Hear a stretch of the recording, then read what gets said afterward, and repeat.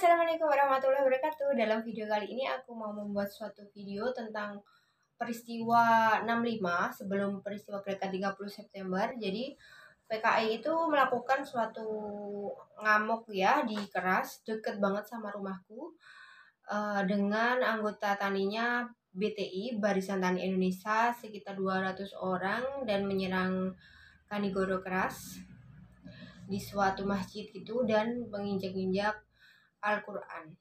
Dan kemudian ada salah satu tokohnya yang mengatakan bahwa ini loh yang jadi gudik gitu. Gudik itu kayak gatel-gatel di kulit gitu, gudikan gitu ya. Ini loh sing maraknya jadi gudik. Oke, tonton terus videonya, jangan lupa like, subscribe, dan komen. Thank you.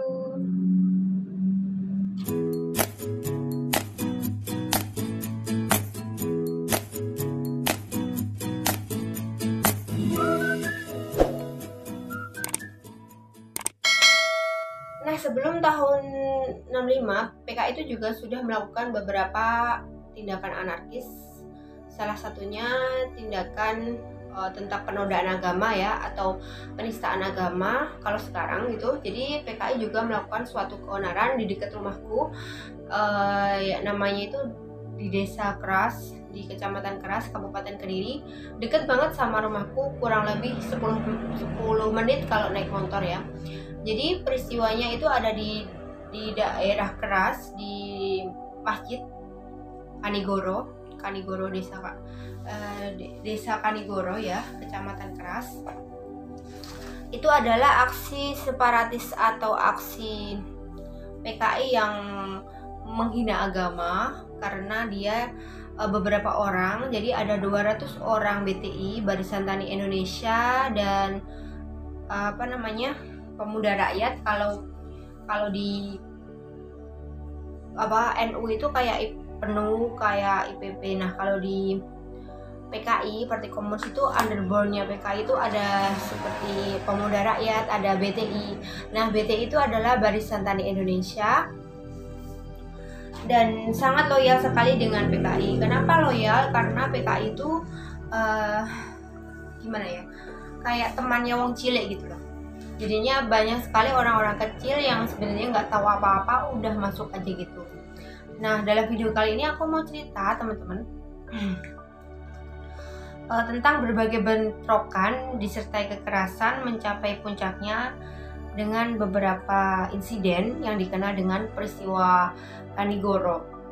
Jadi Kanigoro itu suatu desa Kanigoro di Kecamatan Keras, Kabupaten Kediri tahun 1965, tepatnya di bulan Januari. Jadi Januari 1965. Nah, pada saat itu, pada hari Minggu kedua Januari 1965, Pelajar Islam Indonesia atau PPI, itu adalah saya pelajar Masyumi, menyelenggarakan sebuah pelatihan untuk kader-kader baru di Desa Kanigoro, Kecamatan Keras Kediri.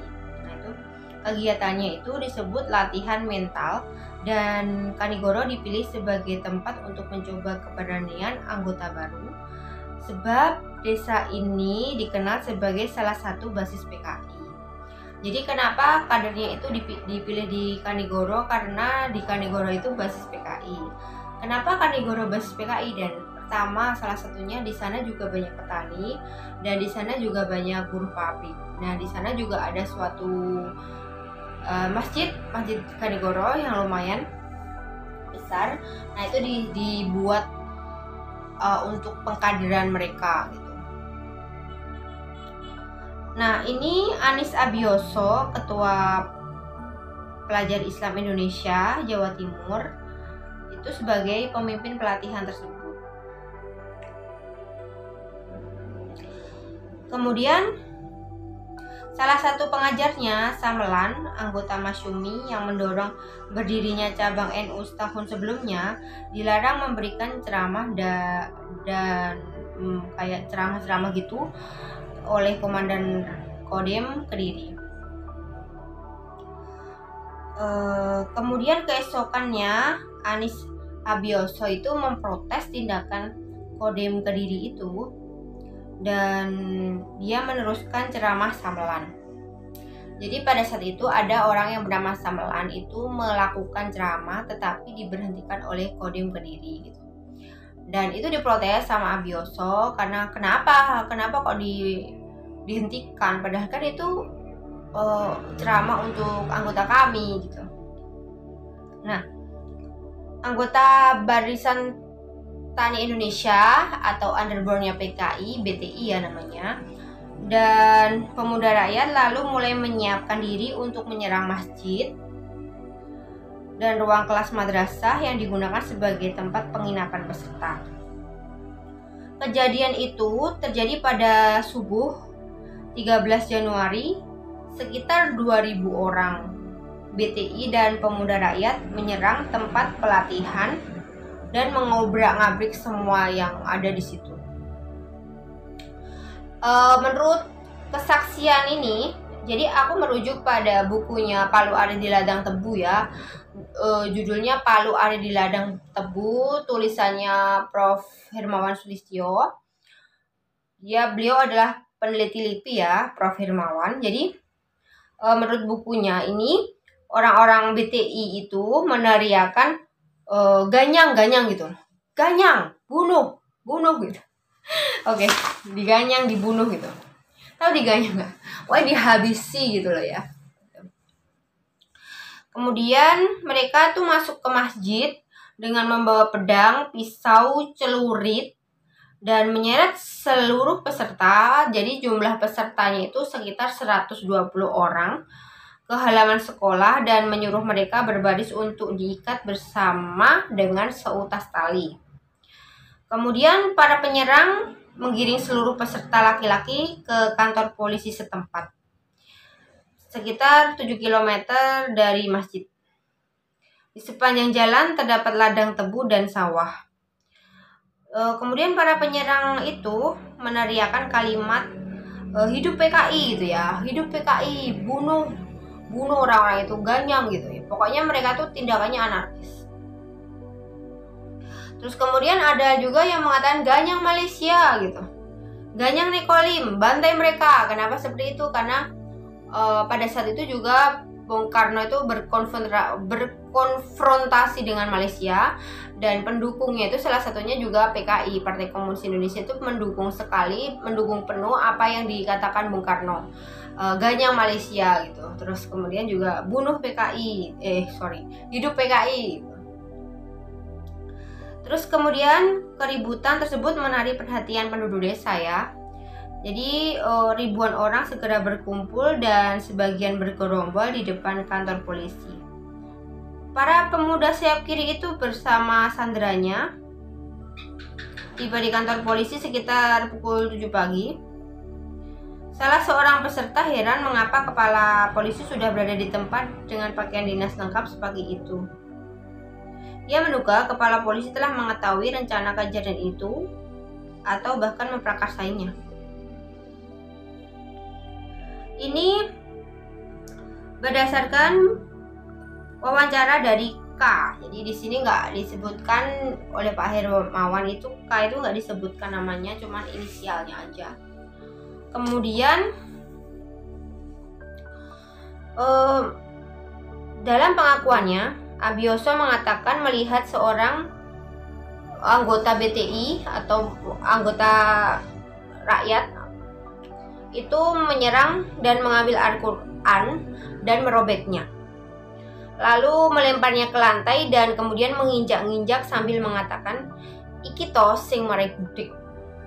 Dalam bahasa Indonesia, ini toh yang menjadikan salah satu penyebab kudis gitu.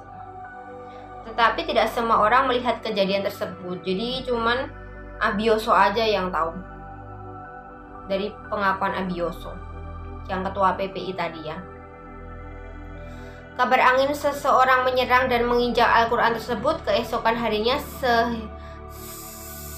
langsung tersebar, sehingga menimbulkan solidaritas antar muslim di seluruh Jawa Timur tanpa memperdulikan afiliasi politik mereka. Itu sangat membuat murka orang muslim itu.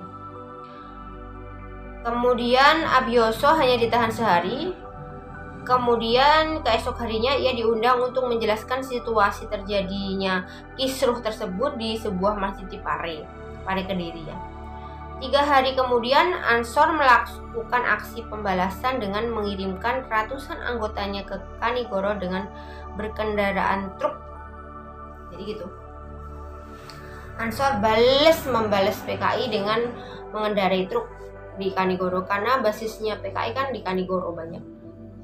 Dalam waktu 2 minggu, berita tentang peristiwa Kanigoro menyebar ke seluruh Jawa Timur hingga ke Banyuwangi.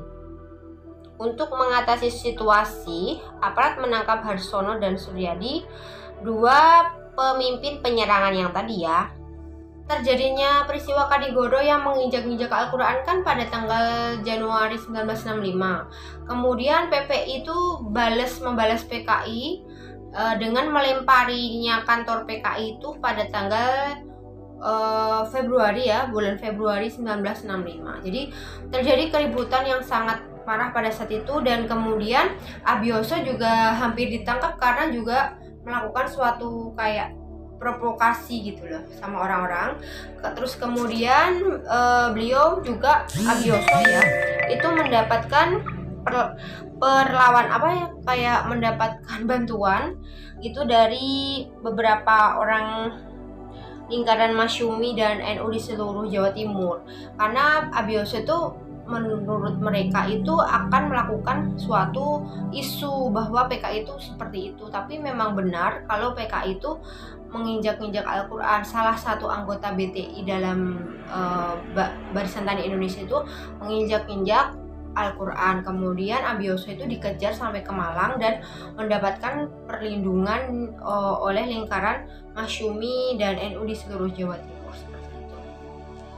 Jadi memang kompleks sekali ya. Dan kalau membahas PKI itu tidak cuma dari satu kacamata, harus banyak kacamata, harus dilihat PKI yang mana dulu ini gitu. Oke, semoga bermanfaat. Wassalamualaikum warahmatullahi wabarakatuh.